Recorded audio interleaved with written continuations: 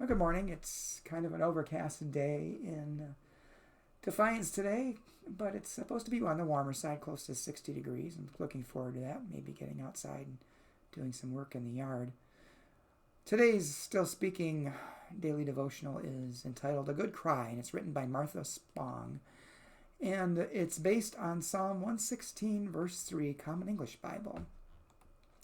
Death's ropes bound me, the distress of the grave found me.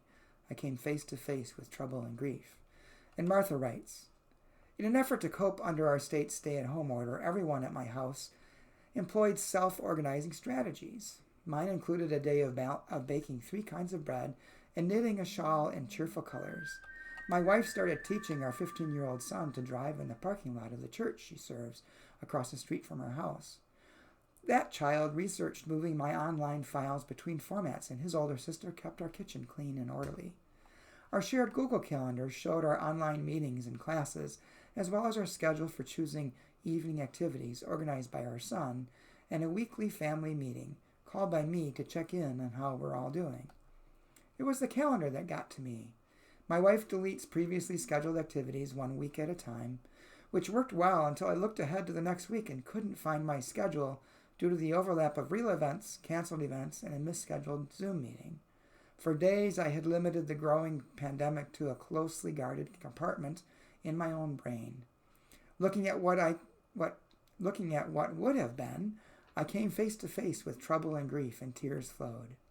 Psalm 116 goes on to assure us that the death of any person is a costly loss in God's eyes. How hard this season is then for God and for us. When we give in and have a good cry, we are never alone in it. For this I am grateful. And Martha's prayer. Loving God, thank you for weeping with us. Give us strength, please, for whatever lies ahead. Amen. Well, in this pandemic, each of us handles the stress and the strain in our own way. I mean, some people laugh, some people cry. Some people continue doing what they've always done.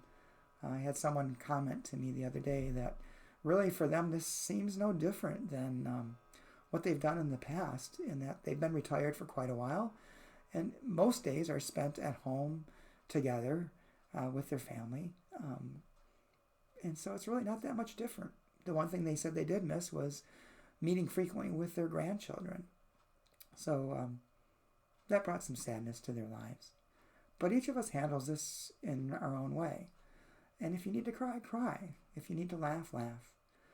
If you need to go out for a long walk, go for a long walk. But just know, and in every case, God is with you constantly throughout all this.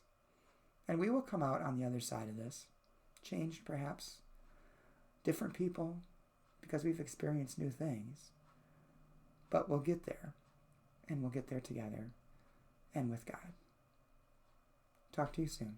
Take care.